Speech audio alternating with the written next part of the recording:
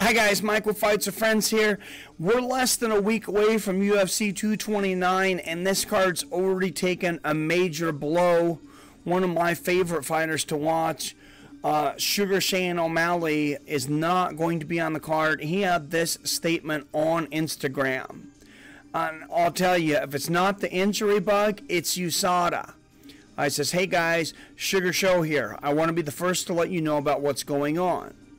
As many of you have seen, the UFC announced this week that they are no longer announcing potential violations of the USADA program because of the high number of unintentional use cases under the program, and are instead waiting until the end. We've talked about this. I find myself caught up in one of these exact cases right now. Even though under the new policy my case would not be public right now, I feel it's important to be upfront and honest with my fans about why I'm not fighting this weekend. I've been working with Jeff Nowitzki at UFC, and I believe that we have already identified a dietary supplement that would have caused this. We've sent remaining samples from the bottle I took to the USADA lab, and as well as a fully sealed bottle. I'm told that the testing of these supplements can take as long as 30 days. I will continue to update you all about the findings, but I fully expect the results will be what I already know, that I did nothing on purpose. For everyone that follows me and was excited for my fight, I'm truly sorry. It hurts a lot not being able to get out there and do what I love on the biggest stage. I have no intention of cheating, and I'm fully confident that the results of this case will show that. I love my fans, and I hope the impact on my career is minimal, and I'm back to fighting real soon.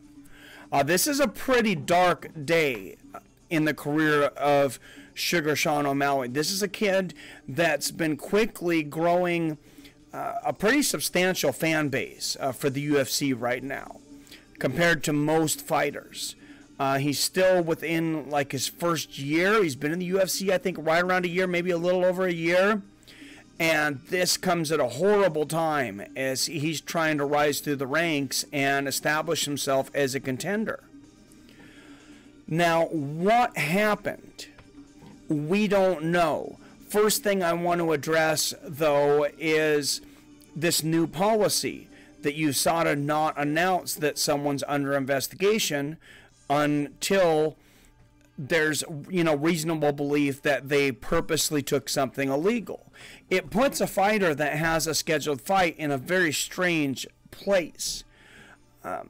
So Sugar Shane O'Malley maybe could have said a lot of different things. Somebody had to have said something.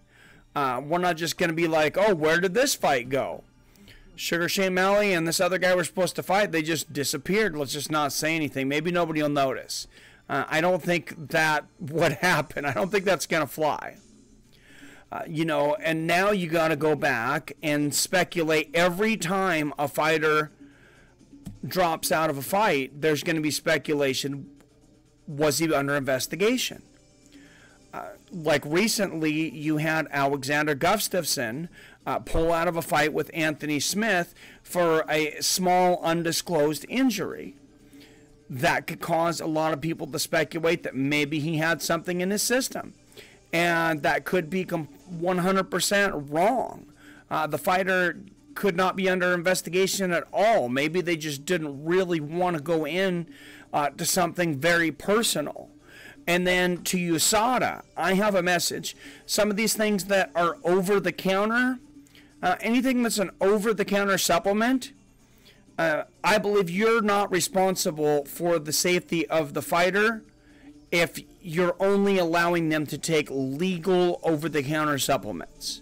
That's their decision. They do have some responsibility in investigating the safety of those supplements. Now, you can put information out there saying, hey, these supplements, we believe it increases your heart rate, it might mess with your metabolism, different things that maybe could give the fighter more information. If you wanted to legalize, you need to go to the FDA or you need to go to the government. The only reason I believe you should be banning things from like UFC or GNC and look into them maybe a little further is masking agents. There's no reason that I think of that to be taking a masking agent unless you're dirty. And then there's Andro that Mark McGuire was on back in the day, and that was something, it was a supplement when taking injunction with steroids, made the steroids even better. It was something about the way that it flowed to your bloodstream faster, and it made the steroids more potent. There was no reason to take that drug if you weren't on steroids, which made a lot of people question Mark McGuire, and eventually he came out on his own, and a lot of people forgave him.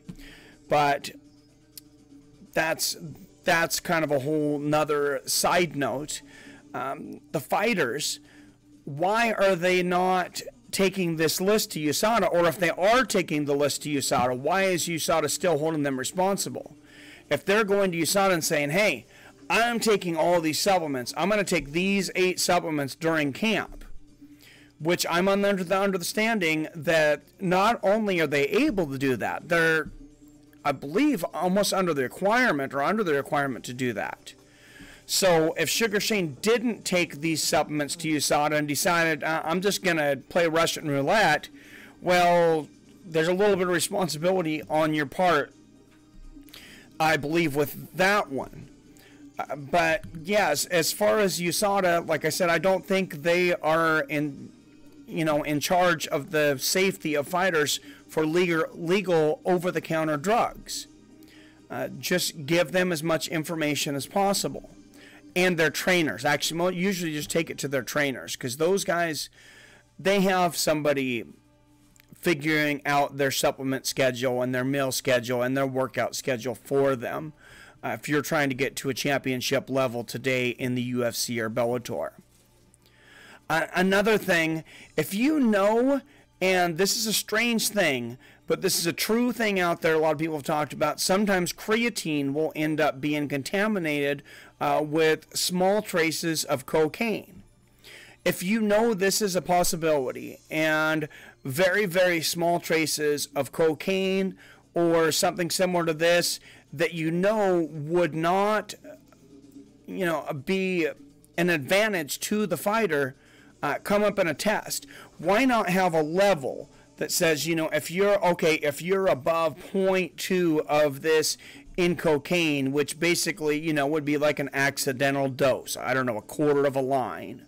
I don't do cocaine, so I don't know. But, there could be an area like that. Just like you're allowed, you can drink 2 beers and, maybe go out and drive and be fine. Even if you're pulled over, you're not going to fail your blood level alcohol test.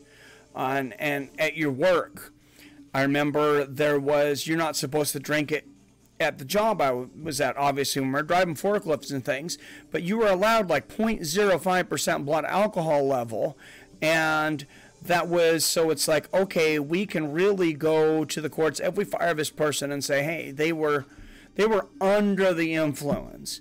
They didn't just maybe have 1 beer before work and we call them in, or they drank so much beer before they went to bed, there was still a little bit in their system. They, went there and gave themselves a little safety net, which I think is a smart thing. And I think this is a smart thing with USADA, because these guys are independent contractors with the UFC. But USADA and the UFC, at the end of the day, I believe is responsible to get this right. So if they screw up and they are negatively affecting the future of fighters, I could see fighters potentially in the future also having a lawsuit or means for a lawsuit against USADA and against the UFC. I want to know what you guys think, though. Give me your thoughts on Sugar Shane O'Malley not being in UFC 229. On the new rules with USADA and what they're doing, and just, do you agree with what I'm saying? Do you don't agree? And do you think Sugar Shane O'Malley's the kind of guy that, okay, he lives a clean life and probably was some kind of misunderstanding? Or do you think he went out there and said, hey, I want a little bit more of an advantage? I'm getting close to that contender status. I want a title shot. You know, I'm going to take something a little extra this time and mask it with something. Let me know down there in the comments. Make sure you hit that like button and definitely hit that subscribe button if you're not subscribed. We're trying to hit that 5,000 subscriber mark. That's a big mark for monetization. As always, I love you, I respect you, and I'll see your fine asses later.